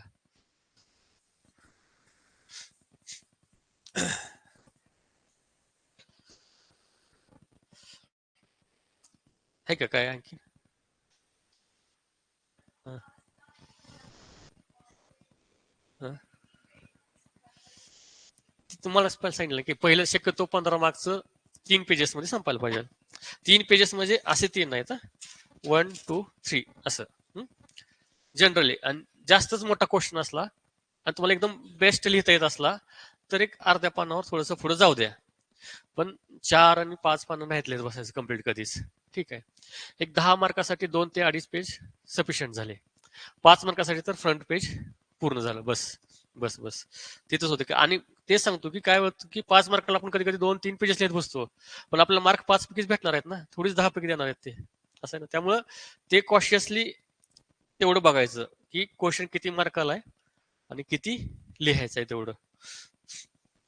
आणि इथं पण ठीक आहे. आता पेजेसचा पण प्रॉब्लेम काय आहे की बऱ्याच जणांचं जे हँडरायटिंग आहे त्यामुळे स्पेस वगैरे बरंच व्हॅरी होतं ना. कोण एकाच पानात जवळजवळ 100-150 वर्ड लिहितात. ठीक आहे ना. तर तो पण आपला असू द्या जरासं लक्ष की वर्ड किती लिहितायत आपण. ठीक आहे. जनरली एक 5 मार्काच्या क्वेश्चनसाठी एक 75 ते 100 वर्ड्स सफिशियंट झाले. मी तर म्हणतो 80 वर्ड्स. ठीक आहे. पेजेसपेक्षा पण वर्ड्सचं जास्त राहील. एक 10 मार्काच्या क्वेश्चनला 150 ते 250 वर्ड्स आणि 15 मार्काच्या क्वेश्चनला 250 वर्डच्या आसपास लिहिलं तर सफिशियंट आहे. ठीक आहे. आता पेजेसपेक्षा वर्ड्स मला वाटतं जास्त इफेक्टिव्ह ठरतील, कारण की बऱ्याच जणांच्या हँडरायटिंग मध्ये वगैरे फरक असतो. कोण जास्त सुटसुटीत लिहित असं सुटसुटीत, कोण थोडंसं असं क्रंची लिहितं.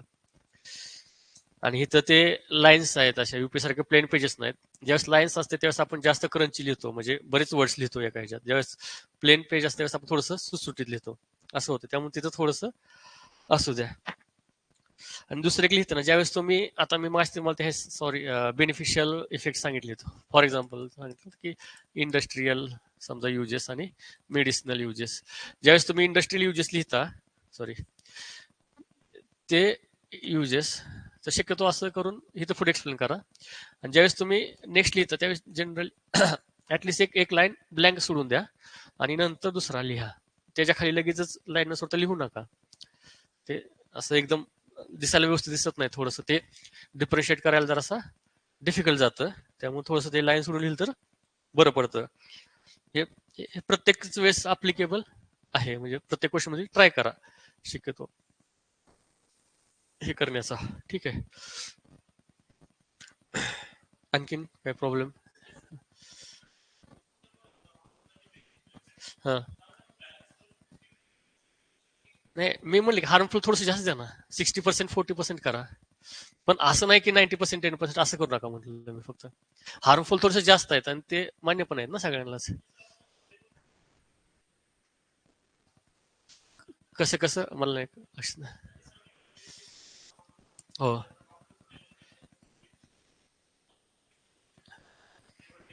हो चालते की. नाही ना, कशाला डुप्लिकेशन वर्क कशाला करायचं आहे ना. असं ना, मग तुम्ही इथंच लिहून तिथे डिस्कस करा ना लगेचच. पहिलं तुम्ही एन्युमरेट करायचं म्हणताय ना, बरोबर ना. हा, पण एन्युमरेट करून परत तेच पॉईंट तुम्ही लिहिणार ना खाली, आणि तेच डिस्कस करणार आहे ना. तसं कशाला करायचंय, तो पॉईंट लिहा त्यापुढे तो डिस्कस करा ना. ठीक आहे ना.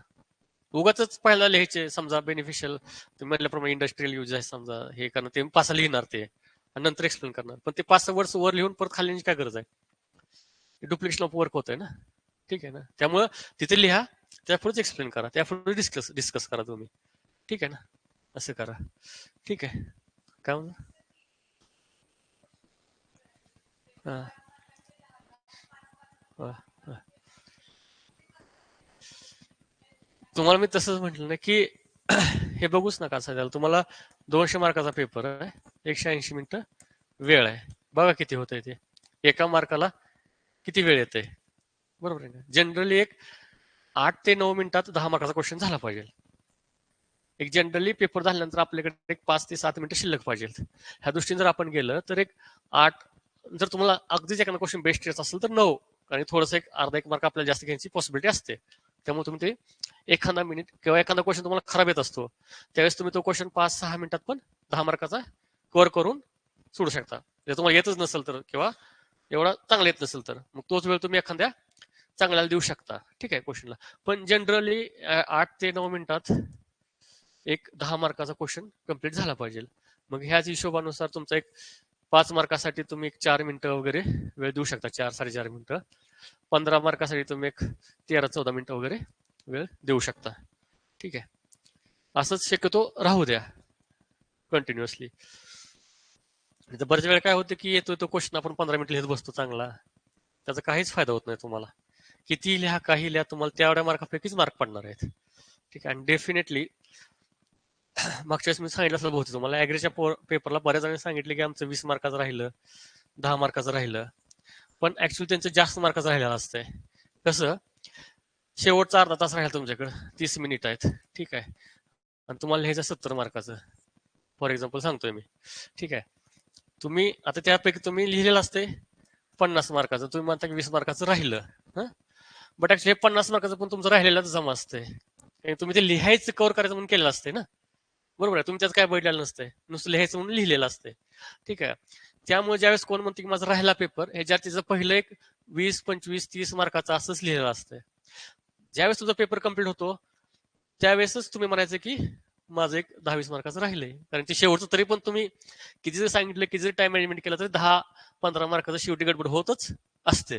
ठीक आहे, आणि तेवढं ते ठीक पण आहे, असं काही लय त्यात काय मेजर इश्यू नाहीये, पण तुमचा पेपर कम्प्लीट झाला पाहिजे. ठीक आहे ना, त्यामुळं टाइम मॅनेजमेंट सगळ्यात जास्त महत्वाचं आहे. तुम्हाला किती जरी येत असलं, किती जरी राहिलं, क्वेश्चन राहिला की विषयच मिटला ना. आता मगाशीच मला वाटतं तुमचं झालं तसं ना, यांचं भरपूर आहे चांगलं म्हणजे नॉलेज वगैरे, पण राहिलंय बरंच लिहायचं, त्याचा काय फायदाच नाही ना. बरोबर काय, आता एक आम्ही मगाशीच डिस्कस केला की 5-5 मार्काचे 2 क्वेश्चन होते. ठीक आहे, मग ते दुसऱ्या कोणतं होतं बहुतेक ते, भले त्यांना ह्या पेपरला 3 मार्क दिले, मी 3.5 दिले. ठीक आहे, पहिल्या 5 मार्काची शॉर्ट नोटला, आणि त्यांची ही शॉर्ट नोट राहून गेलेली आहे, म्हणजे इफेक्टिव्हली त्यांना 10 पैकी 3.5च पडले ना. ठीक आहे, पण हे जर त्यांनी ऍव्हरेज लिहिलं असतं, ठीक आहे, मी त्यांना दिले असते समजा 2.5, हेही ऍव्हरेज लिहिलं असतं, दिले असते 2.5, तरी पण इफेक्टिव्हली 10 पैकी 5 झाले ना त्यांना मार्क. तुम्हाला 1.5 मार्काचा फायदाच आहे ना. त्याच्यामुळं टाइम मॅनेजमेंट जास्त इम्पॉर्टंट आहे. आणि आपल्या पेपरमध्ये असं शक्यतो नसते की काहीच येत नाही. ठीक आहे, सगळ्या ओळखीचा सिलेबस असतोय, माहिती असते बऱ्यापैकी, त्याच्यामुळं येत नाही म्हणून राहत नाही शक्यतो. जर तुमचं टाइम मॅनेजमेंट हुकलं तरच क्वेश्चन राहतो. ठीक आहे, त्याच्यामुळे त्या आस्पेक्ट्सकडे जाणीवपूर्वक लक्ष द्या. एफ एस ओचा जो एक्झाम झाली त्याच्यावरून सांगतो की ज्यांनी पेपर कव्हर केले त्याचं सिलेक्शन झालेलं आहे. ठीक आहे, अशीच पोर राहिलीत की त्यांचं पेपर कव्हर झालेला नाहीये. आणि आत्ताच्या मागच्या फर्स्टला पण तसंच झालं बऱ्याच जणांचं. ठीक आहे, आणि ह्या पण ऍडला आणखीन 2 वर्ष सुद्धा असंच होणार आहे. जे कोणी पेपर कव्हर करतील त्यांचे चान्सेस हाय सिलेक्शनचे. ठीक आहे, त्याच्यामुळे पेपर कम्प्लिशनकडे लक्ष द्या, आणि त्यासाठीच रायटिंग नेसेसरी आहे. ठीक आहे, जायचं का नेक्स्ट क्वेश्चन बघायचा का?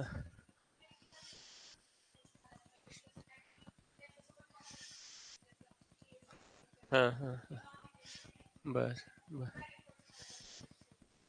काय तुम्ही फक्त जे काय टेक्निकल टर्म्स आहेत थोड्या बहुत, एक स्पेसिफिक एक्झाम्पल, आता जसे काय समजा आता वीड आहे, तर जे ऍग्रिकल्चर वाले पोर आहेत त्यांना वीडचे एक्झाम्पल माहित असतात बऱ्यापैकी, कुठले वीड काय ते शक्यतो तुम्हाला ते कळायला थोडंसं प्रॉब्लेमॅटिक जातं. तेवढा एक जर पार्ट सोडला तर ऍग्री खरं सोपं आहे. आणि माझ्या युपीएससीला माझ्या बरोबर खूप सारे मित्र असे होते की इंजिनिअरिंग बॅकग्राऊंडचे घर होते आणि त्यांचा ऍग्री ऑप्शन होता, भरपूर जण होते. त्यामुळे अशी काय खरंच ऍग्री आपला इतका सोपा आहे, म्हणजे प्रमाणे बाहेर सोपा आहे, फक्त व्यवस्थित करायला पाहिजे त्याला वेळ देऊन. ठीक आहे, थोडंसं त्याचे टेक्निकल टर्म्स आहेत ते अंडरस्टँड करा, आणि एक पिक्युलर एक्झाम्पल्स आहेत, काय स्पेसिफिक इन्फॉर्मेशन आहे तेवढी लक्षात असू द्या फक्त, एवढे केलं तरी मोर दॅन इनफ होत आहे. आणि अंडरस्टँडिंगसाठी खरंच सोपा आहे विषय. अंडरस्टँडिंगसाठी असं काही लय रॉकेट सायन्स नाही त्यात ऍग्रीमध्ये. तेच आहे, 4 वर्ष पोरं डिग्रीमध्ये तेच शिकत होते, फर्स्ट इयर पासून 4th इयर पर्यंत सेम तीच. आपल्या पोरांना फर्टिलायझर डोस फर्स्ट इयरला पण होता आणि 4th इयरला पण होता, तरी पण कुणाला जमत नव्हता.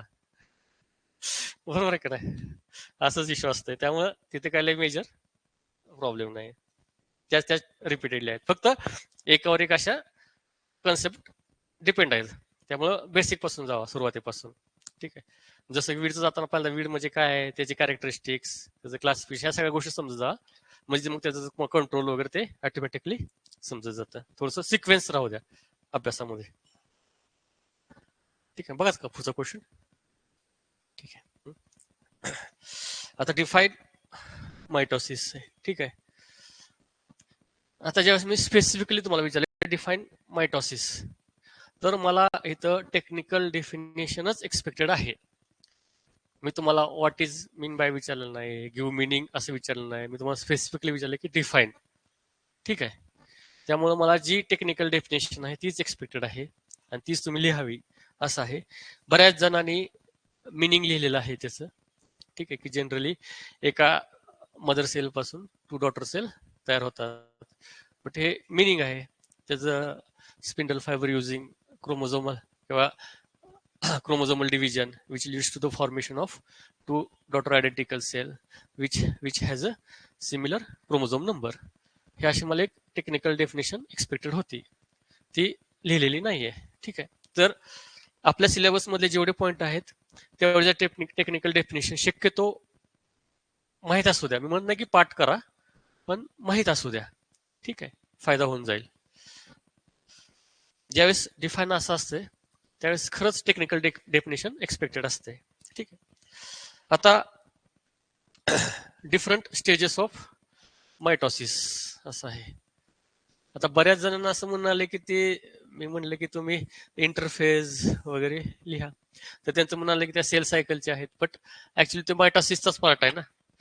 इंटरफेज झाल्याशिवाय एम फेज चालूच होत नाही ना. ठीक आहे ना. मग ते मायटोसिसचाच पार्ट झाली ना एक, असं आहे ना. त्याच्यामुळं तुम्ही एक जर जनरल डायग्राम काढले असते तर जास्त इफेक्टिव्ह ठरलं असतं. ठीक आहे. इथून फक्त मी म्हणणं एक्सप्लेन करा, फक्त ड्रॉ तरी करा ऍटलिस्ट, की इथून तुमची ही पूर्ण इंटरफेज आहे. ठीक आहे. आपली इंटरफेज ही मोठी असते. ठीक आहे. ह्याच्यामध्ये G1 S आणि G2 फेज असते. ठीक आहे. ही जी आहे ती आपली एम फेज आहे. ठीक आहे. मग एम फेज मध्ये तुमचं आपलं प्रोफेज येतं, मेटाफेज, अनाफेज, टिलोफेज आणि नंतर सायटोकायनेसिस. ठीक आहे. ऍटलिस्ट हे लिहा तरी तिथं, किंवा या डायग्राम थ्रू तेवढं एक्सप्लेन करा. ह्या सगळ्या असं वाटून एक स्टेज राहिली, ज्याला वाटेल तो घेईल, नाही घेईल, आणि मग तुम्ही एम फेज डिटेलमध्ये एक्सप्लेन करा. ह्या दोन्ही फेज मायटोसिसच्याच आहेत, इंटरफेज आणि एम फेज. ठीक आहे. असं नाही की ही वेगळी आहे आणि ती वेगळी आहे. सेल सायकल म्हणजे तेच आहे की मायटोसिस. त्यामुळं हे दाखवा आणि त्यानंतर तुम्ही त्या जे आपल्या इंटरफेस थोडक्यात एक्सप्लेन करा, दुसरे ह्या स्टेजेस आहेत लिहा, आणि मग प्रोफेज तुम्ही कॅरिओकायनेसिस लिहा, त्याच्यामध्ये लिहा प्रोफेज, मेटाफेज, अॅनाफेज, टिलोफेज. ओके. हा, ऍक्च्युली तुमचं नॉन वेगळं. ऍक्च्युली मी माझ्या युपीएससीच्या प्रिपरेशन मध्ये सुरुवातीचे जे सगळ्या मेन्स वगैरे त्या जिओग्राफी ऑप्शनल मधून दिले आहेत. ठीक आहे. आणि ज्यावेळेस मी ऍग्रीचं प्रिपरेशन चालू केलं त्यावेळेस माझा बराच गॅप झालता, मिनिमम एक 6-7 वर्षाचा तरी गॅप झालता. त्यानंतर मी परत ऍग्रिकल्चर ऑप्शनल घेतलेला. म्हणजे जेवढा माझ्यासाठी नवीन होता त्यावेळेस तेवढ्याच बाकीच्या पावसासाठी नवीन आहे. त्यामुळे असं काही नाही की नवीन पोरं करू शकत नाहीत. ठीक आहे. मी जिओग्राफीकडनं परत ऍग्रिकल्चरकडे वळलो होतो. ठीक आहे, निम्म्या मेन्सला. त्यामुळं हे करून घ्या, काय प्रॉब्लेम येत नाही त्याचा. हा, तर आपण इथं होतो की प्रोफेज. आता इथं आणखीन एक चूक काय केली बऱ्याच जणांनी, की पहिल्यांदा सगळ्या डायग्राम काढल्यात प्रोफेज, मेटाफेज, अॅनाफेज, टिलोफेजच्या. पहिला डायग्राम काढल्या की बाबा चला ठीक आहे, हे असं ठीक आहे. हिचं प्रोफेजच्या अर्ली आणि लेटच्या 2 काढल्या समजा, असं काढल्या. ठीक आहे. त्यानंतर प्रोफेज मेटाफेजची काढली, अॅनाफेजची काढली, टिलोफेजची काढली. एक्झाम्पल सांगतो मी, काय डायग्राम नाही काढत. ठीक आहे. आणि त्यानंतर परत तुम्ही एक्सप्लेन करत बसलाय दुसऱ्या पेजवर की प्रोफेज काय आहे, मेटाफेज काय आहे, टिलोफेज काय आहे. मी असं बघणार पहिल्यांदा डायग्राम, इकडं इकडे एक्सप्लेनेशन वाचणार, हे बरोबर का, हे बरोबर आहे. चुकीचं आहे ना ते, तसं करू नका. ज्यावेळेस तुम्ही प्रोफेज लिहिताय त्यावेळेस आणि तिथंच तुम्ही डायग्राम काढा आणि तिथंच तुम्ही ते एक्सप्लेन करा. आणि ज्यावेळेस तुम्ही डायग्राम काढताय ती डायग्राम प्रॉपरली बॉक्स करा. त्या फिगरचं नाव द्या, नेमिंग ऑफ द फिगर काय असेल ती प्रोफेज, आणि ते जे नाव आहे ते त्या बॉक्सच्या आत येऊ द्या, बाहेर काही नसावं तुमच्या, शक्यतो बॉक्समध्ये सगळं पाहिजे. ठीक आहे. तर असं करू नका की डायग्राम एका ठिकाणी आणि एक्सप्लेनेशन एका ठिकाणी, असं करू नका. जिथं डायग्राम काढताय तिथंच एक्सप्लेनेशन द्या. आणि बऱ्याच जणांनी ह्या जनरल एक्सप्लेनेशन दिलंय. ठीक आहे. तर शक्यतो टेक्निकल एक्सप्लेनेशन द्या. 4-4, 5-5 ओळीत एक्सप्लेनेशन द्यायचं आहे. तर ते तेवढंच टेक्निकल द्या. ठीक आहे. फक्त बऱ्याच जणांनी एवढ्यावरच फोकस केलाय की न्यूक्लिओलस आणि न्यूक्लिअर एनवलप डिसइंटिग्रेट होतं जातं दुसऱ्या स्टेजला, त्यानंतर निघून जातं. त्यानंतर इक्वेटोरियल प्लेनला अरेंजमेंट होतंय क्रोमोझोमचं. ठीक आहे. तिसऱ्या स्टेजला ते मुवमेंट होतं आणि डिव्हिजन होतं. ठीक आहे. जनरली एवढंच लिहिलेलं आहे. तर तसं लिहू नका. त्यात काय काय टेक्निकल गोष्टी आहेत. टेक्निकल वर्ड यायला पाहिजे की क्रोमोझोम्स, तिथं त्यांना आपण सिस्टर क्रोमॅटिड्स म्हणतो. ठीक आहे.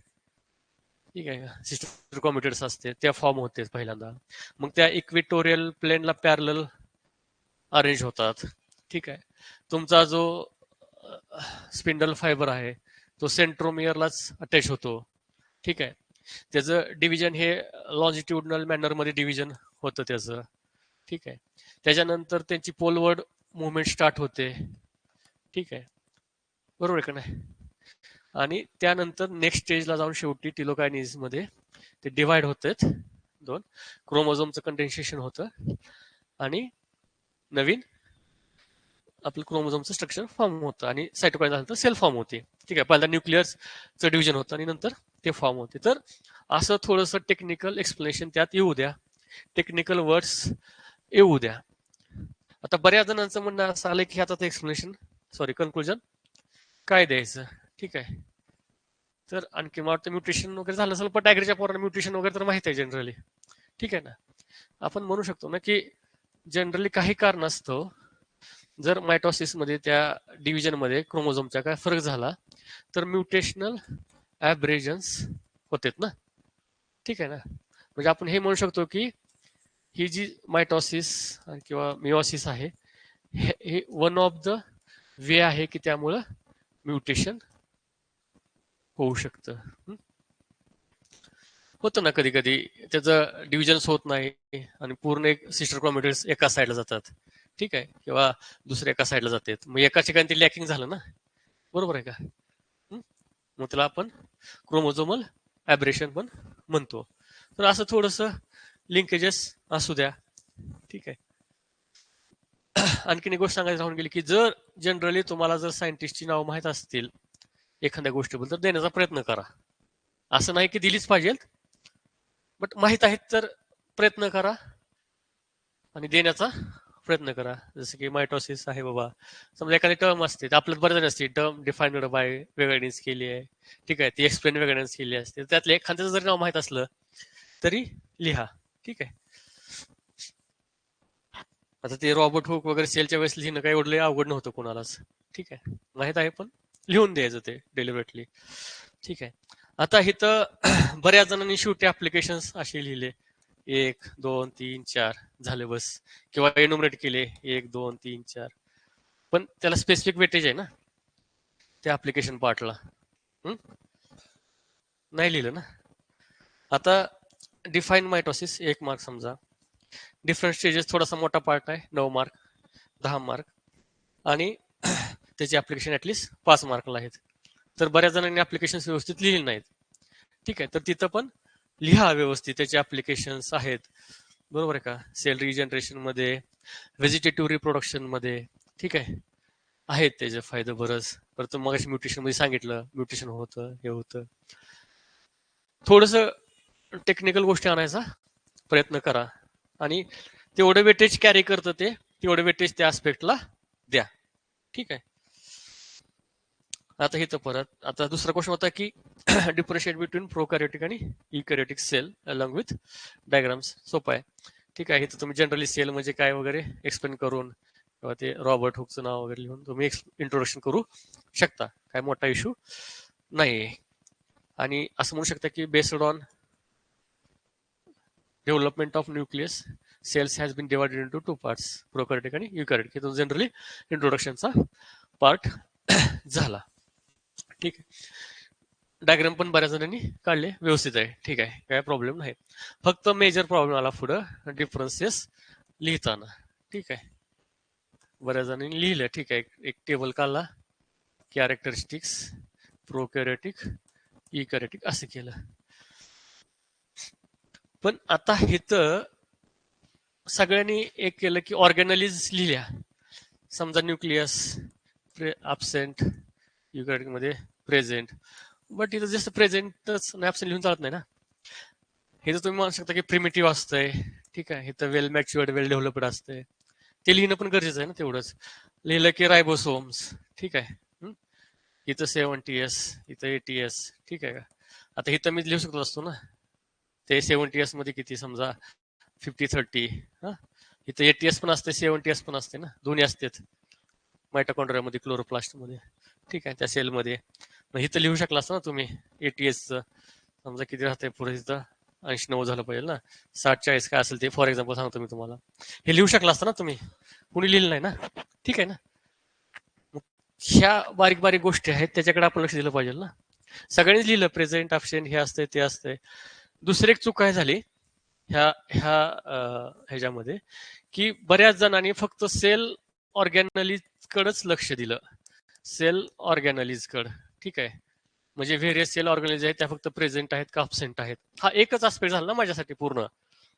तुम्ही म्हणता न्यूक्लियस ॲबसेंट आहे, गॉल्गी बॉडी ॲबसेंट आहे, समजा endoplasmic reticulum absent, present, for example. ठीक आहे, पण तो पूर्ण माझ्यासाठी एकच पॉईंट झाला ना सगळा. मला दुसरे पण पॉईंट अपेक्षित होते ना, की बाबा आता समजा प्रोकॅरियोटिक सेल, युकॅरियोटिक, ह्याची साईज काय आहे, एक डिफरंट डायमेन्शन आहे ना. ठीक आहे, ह्याचं रिप्रोडक्शन कसं होतं. ठीक आहे, ह्याचं जे जेनेटिक मटेरियल आहे त्याचं कॉन्स्टिट्यूशन काय आहे, त्याचं स्ट्रक्चर काय आहे. ठीक आहे, ह्याचे एक्झाम्पल्स काय काय आहेत. ठीक आहे, हे लिहिणं अपेक्षित होतं ना. दुसरे आस्पेक्ट्स पण हे 3-4. आणि मग तुमचं ते सेल ऑर्गॅनलिज. सेल ऑर्गॅनलिज मध्ये एकच आहे की बाबा जे मेम्ब्रेन बाउंड आहेत ते प्रेझेंट आहेत का ॲबसेंट आहेत, हे एकच मेजर कन्सर्न होता तिथं. त्याच्यामुळे तुम्ही ज्यावेळेस लिहिता त्यावेळेस रादर दॅन एकच आस्पेक्ट्स डिटेल्ड एक्सप्लेनेशन करण्यापेक्षा मल्टिपल आस्पेक्ट्स आणायचा प्रयत्न करा. ठीक आहे, मल्टिपल आस्पेक्ट्स तुम्ही ज्यावेळेस सांगता त्यावेळेस तुमचं आन्सर डायव्हर्सिफाईड होतं आणि ते चांगलं पण होऊन जातं. हे 4-5 पॉईंट मध्ये लिहिले तर हे ब्रॉडर आस्पेक्ट झाले. ह्या सेल ऑर्गॅनिझम मध्ये मग तुम्ही लिहा सगळं तुम्हाला काय लिहायचं येते ना. हे ॲबसेंट आहेत, त्या प्रेझेंट आहेत, त्या प्रेझेंट आहेत, त्या ॲबसेंट आहेत, है ना. मग साईज लिहा, त्याचं रिप्रोडक्शन लिहा, जेनेटिक कॉन्स्टिट्यूशन लिहा, ते सगळं लिहा, एक्झाम्पल लिहा. मग तुमच्या एका आन्सरला ते कम्प्लिटनेस येतं ना. ठीक आहे ना. मग त्यामुळं अभ्यास करताना तुम्ही विचार करा की आहे का हे एक कुठलं ब्रॉडर आस्पेक्ट्स आहेत, कुठलं मायनर आस्पेक्ट्स आहेत. त्या दृष्टीनं तुम्ही प्रयत्न करत जा. ठीक आहे, आता त्यानंतरचा शेवटचा क्वेश्चन होता की शॉर्ट नोट्स ऑन मायटोकॉन्ड्रिया आणि क्लोरोप्लास्ट. ठीक आहे, आता इथं 2-2 5 मार्काला आहेत मायटोकॉन्ड्रिया आणि क्लोरोप्लास्ट. आता बऱ्याच जणांनी मायटोकॉन्ड्रियाची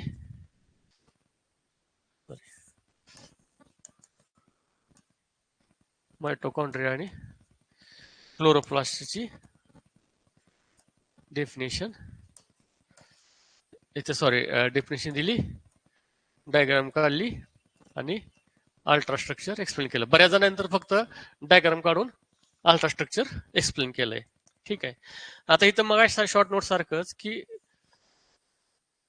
मी कुठले कुठले आस्पेक्ट लिहू शकलो असतो वेगळे. ठीक आहे, आता मायटोकॉन्ड्रिया आहे एक्झाम्पलला, तर याचं डेफिनेशन देऊ शकलो असतो मी. ठीक आहे, डायग्राम काढणं ठीक आहे. पण अल्ट्रास्ट्रक्चर मला डिटेल्ड एक्सप्लेन करण्याची काय गरज आहे का. माझं 5 मार्काचा क्वेश्चन आहे, कशाला करताय ना. थोडक्यात एक्सप्लेन करा ब्रीफली. ठीक आहे, त्यानंतर मला त्याचे फंक्शन्स लिहायचे आहेत. ठीक आहे, फंक्शन्स मध्ये पण त्याचे जेनेटिक रोल आहे, म्हणजे मेल स्टरिलिटी ट्रान्सफर मध्ये वगैरे वगैरे असं थोडंसं टेक्निकल गोष्टी आल्या तर बरं पडतं. ठीक आहे ना. मग मला हे लिहायचं आहे त्याच्यात. त्यानंतर आणखीन काय एखादा ते पिक्युलर कॅरेक्टरिस्टिक्स आहेत का की जे मला त्यासाठी इम्पॉर्टंट करेन. फॉर एक्झाम्पल स्टोरास ऑफ ग्लायकोजेन समजा एखादा आहे एक्झाम्पल त्याचं पिक्युलर, त्यात कुठलं एन्झाईम आहे का काय आहे का, ते होतं ना. हे असे 5 आस्पेक्ट्स येऊ द्या मला एका मार्काला. ठीक आहे. मला बरं वाटेल ना, म्हणजे चांगलं होईल ना तुमचं पण आन्सर. ठीक आहे, रादर दॅन की जस्ट हे डायग्राम काढून ते स्ट्रक्चर जे आहे ते एक्सप्लेन करण्यापेक्षा येऊ दे थोडंसं डायव्हर्सिफाय. असे 5 सेम लाईनवर तुम्ही क्लोरोप्लास्ट एक्सप्लेन करू शकता ना थोडक्यात एकदम. डायग्राम काढली, डेफिनेशन दिली, त्याचं थोडंसं त्या डायग्रामचं एक्सप्रेशन दिलं ब्रीफली एकदम, त्याची फंक्शन्स दिली, पेक्युलर कॅरेक्टरिस्टिक्स दिले. ठीक आहे.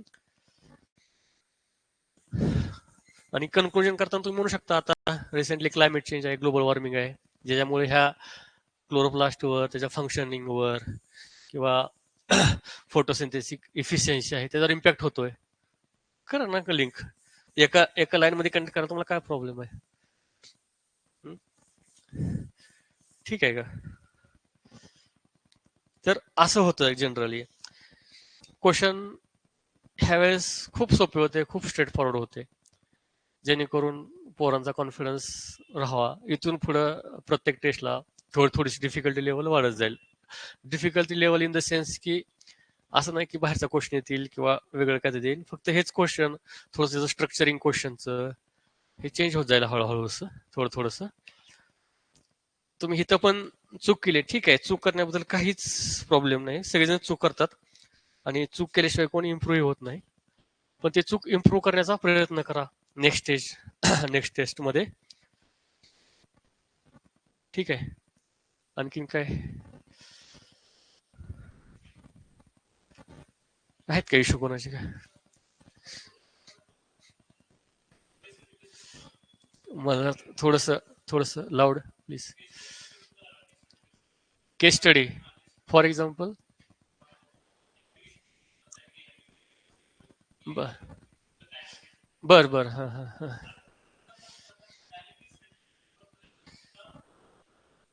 नाही नाही, वी काय कन्क्लूजन काय गरज नाही त्याची, डायरेक्ट सुरुवात करायची.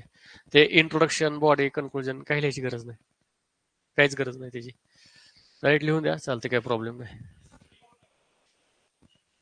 तुम्हाला सांग ना ते वेटेज द्या. जनरली तुमचं इंट्रोडक्शन आणि कन्क्लुजन दोन्ही मिळून 25% आसपास राहावं. दोन्ही मिळून तुम्ही जर समजा 100 वर्ड लिहिणार असाल तर त्यातले 25 वर्डच तुमचं इंट्रोडक्शन आणि कन्क्लुजन पाहिजे, जास्त नसावं शक्यतो. आणि तुमचं मॅक्झिमम जे वेटेज आहे तुमच्या ते तुमच्या बॉडीला पाहिजे. 75% वेटेज तरी तुमच्या बॉडीला पाहिजे तुमच्या, म्हणजे मेन. कारण तुमचे मार्क्स ह्याच्यावरून मिळणार आहेत तुम्हाला. हे तुम्हाला सपोर्टिंग रोल मध्ये प्ले करणार आहे तुमच्या मार्काच्या. अर्धा मार्क वाढले ह्याच्यामुळे, पण असं नाही की काय नाही, पण जनरल तुम्हाला जे मार्क मिळणार आहेत ते ह्याच्यावर मिळणार आहे तुमच्या बॉडीवर. ठीक आहे. असं त्यामुळे शक्यतो म्हणजे एक आयडियली हे वेटेज राहतं 75% आणि सॉरी 25%. ठीक आहे. तर ते तसं ठेवण्याचा प्रयत्न करा. पण लिहा, इंट्रोडक्शन कन्क्लुजन लिहा, डेलिबरेटली लिहा, प्रयत्न करा, लिहा. आणखीन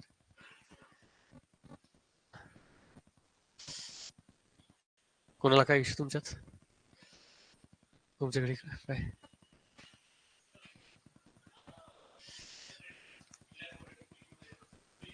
हा,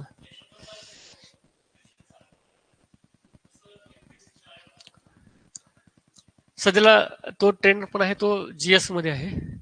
ऑप्शनल मध्ये एवढं काही नाही आहे आणखी. आणि हा आपला पूर्ण टेक्निकल आहे.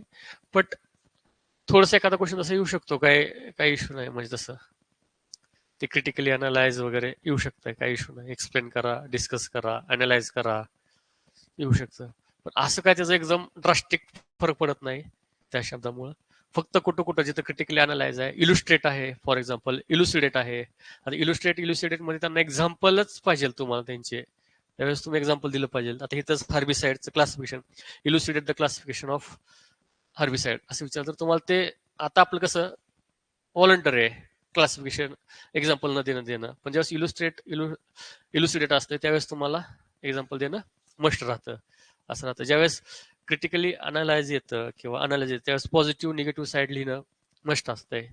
ठीक आहे. असं जर विचारलं येतं की critically analyse the impacts of weed, ठीक आहे ना, मग ह्या वेळेसच तुम्हाला हेच लिहायचं आहे ना, हार्मफुल इफेक्ट, बेनिफिशियल इफेक्ट, बरोबर ना. मग त्यावेळेस पण तुम्ही फक्तच हार्मफुल इफेक्ट लिहिता बऱ्याच वेळा. ज्यावेळेस तुम्हाला क्रिटिकली अनालाइज असतं त्यावेळेस तुम्हाला ते दोन्ही इफेक्ट्स लिहायचे आहेत, पॉझिटिव्ह निगेटिव्ह.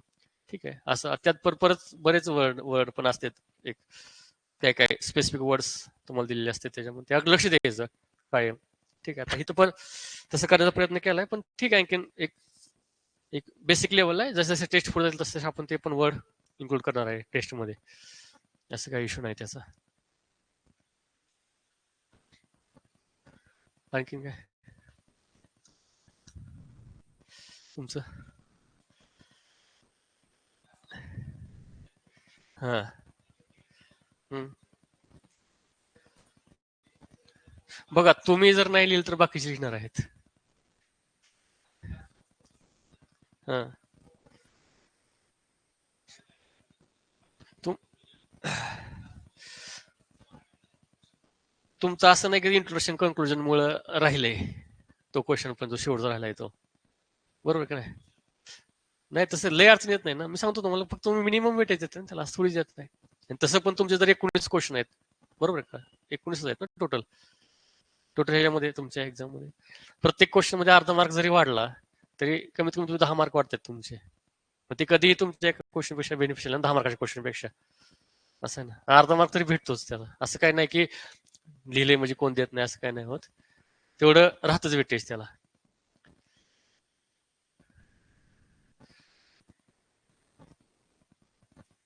शक्यतो डेफिनेशन मध्ये असं काही जास्त वेळ लागत नाही, म्हणजे त्यामुळे काही एवढी अडचण नाही त्याची येत. आणखीन